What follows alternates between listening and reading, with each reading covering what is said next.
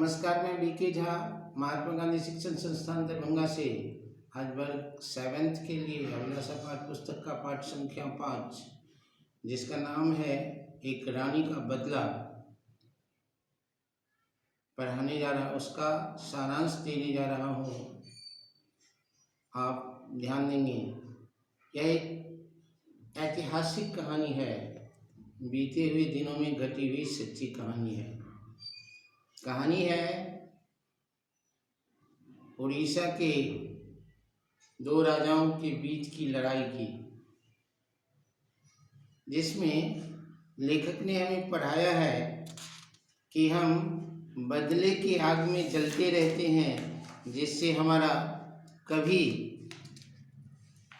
वह झगड़ा समाप्त नहीं होता। किरण कस्तूरिया इस एकांकी को लिखा है, नाटक के रूप में यह कहानी है। एकांकी में कहानी में यह बताया गया है कि जब तक हमारे मन में बदले की भावना चलती रहती है, प्रतिशोध की ज्वालाएं भड़कती रहती है, तब तक हमारी लड़ाई खत्म नहीं होती। हम एक बार अपने शत्रु पर विजयी होते हैं, शत्रु पुनः नई सिरे से उसे तैयारी करके फिर हमसे बदला लेने की कोशिश करता है। यही क्रम बार बार दोनों तरफ से चलते रहता है, जिसमें सिर्फ और सिर्फ विनाश ही होता है। निर्माण कभी नहीं हो सकता जब तक हमारे अंदर में प्रतिशोधात्मक बातें चलती रहती है। हम विकास की गतियों को रोक देते हैं, सिर्फ बदले की भावना में जलते रहते हैं, एक दूसरे को हताहत करने की सोच रखते हैं। हमारी सारी ऊर्जा उसी में खपत हो जाती है। हम निर्माण कार्य में कोई काम नहीं कर सकते। युद्ध किसी के हक की चीज़ नहीं, युद्ध में किसी का फायदा नहीं, युद्ध हमेशा नुकसानदेह ही होता है।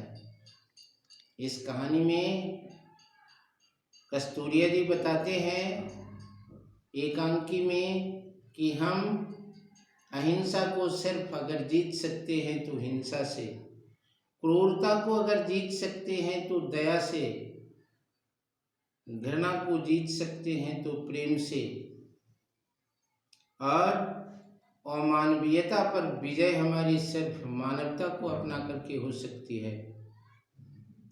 संसार में बहुत ऐसे लोग हैं जिनमें क्रूर भाव है, लेकिन उस क्रूर भाव को क्रूरता से जब हम पेश आते हैं तो दोनों तरफ प्रतिशोध की ज्वालाएं धधकती है। महात्मा गांधी के सिद्धांत पर अगर हम चलें तो वह भी हमें यही पाठ पढ़ाया है कि हम हिंसा को हिंसा करके नहीं जीत सकते। हमें हिंसा को अहिंसा से जीतना पड़ेगा। और उन्होंने अपने कर्तव्य, अपने काम के द्वारा इसको सिद्ध भी कर दिखाया कि अंग्रेज की इतनी बड़ी विशाल सेना को उन्होंने सिर्फ अहिंसा रूपी अस्त्र को अपना करके उसे परास्त कर दिया और अपने लक्ष्य को पाने में कामयाब हो गए।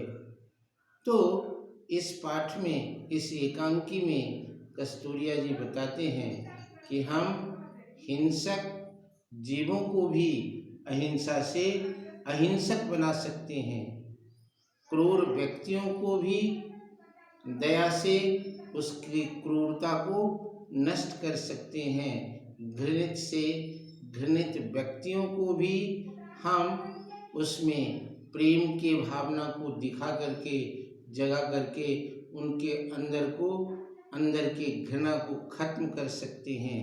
एकांकी उड़ीसा के छोटे से स्वतंत्र राज्यों में हुआ था, जिसमें दो राज्य बांकी और खुर्दा राज्यों की सीमा विवाद के कारण यह झगड़ा होता था। सीमा संबंधी झगड़े में कभी लड़ाई का रूप धारण कर लेते थे। एक बार खुर्दा के राजा एकाएक बांकी पर चढ़ाई कर देता है।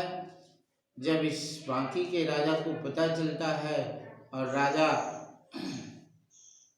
उनका सामना करने जाते हैं तो लड़ते लड़ते बाकी के राजा वीरगति को प्राप्त होते हैं। अपने राजा को वीरगति प्राप्त करते हुए देख उनके सेना का मनोबल टूट जाता है। वह लौट करके बाकी के महारानी को यह खबर देती है कि महारानी, हमारे राजा वीरगति को प्राप्त हो गए। खुर्दा का सेना और राजा विशाल है, हम उसके समक्ष लड़ने में सक्षम नहीं हैं, अतः हम उनसे संधि कर लें। एक सच्ची छत्रानी की तरह बाकी की महारानी के आंखों में आंसू नहीं अंगारे बरसने लगते हैं। अपने राजा को वीरगति प्राप्त किया हुआ सुन करके आत्मा शोकाकुल तो जरूर होता, लेकिन उनके अंदर में बदले की भावना जागती है। वह राजा के मृत्यु का बदला खुर्जा के राजा से हर हाल में लेना चाहती है। वह अपनी मातृभूमि के प्रति अपना कर्तव्य दिखाना चाहती है। मातृभूमि के रक्षा के लिए अपने प्राण न्यौछावर करने के लिए तैयार हो जाती है। मंत्रियों, सिपाहियों और सेनापति के बातों से वह सहमत नहीं है। वह सबको ललकारती है, कहती है जिसे मृत्यु का भय हो वह सच्चा माँ का बेटा नहीं हो सकता, वह अपनी मातृभूमि का लाल नहीं कहला सकता। अगर आप लोग उसके विशाल सेना से डरते हैं तो आप लोग जा करके अपने घर में छुप जाएं। रानी अपनी मातृभूमि की रक्षा के लिए अपने प्राण न्यौछावर करने के लिए तैयार है। इसके साथ रानी का उत्साहपूर्ण भाषण को सुन करके सेना और सेनापति में यह भावना जगती है कि जब रानी इस तरह से अपनी मातृभूमि की रक्षा करने के लिए उत्तेजित है तो सब एक स्वर में रानी का समर्थन करता है और रानी के साथ युद्ध में जाने के लिए तैयार होता है। लेकिन युद्ध में जाकर के रानी और उसके प्रतिद्वंदी के बीच में जो घटनाक्रम घटी उससे यह सिद्ध करता है लेखक कि यह हम सिर्फ मारकाट से ही अपनी झगड़ों को समाप्त नहीं कर सकते। झगड़ा को समाप्त करने के लिए हमें प्रेम, दया और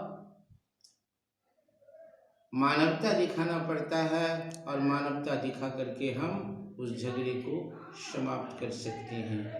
आज इस पाठ का सारांश, कल से फिर से हम इस पाठ को दूसरे वीडियो में भाग 2 में बिंदुवार पढ़ेंगे। धन्यवाद।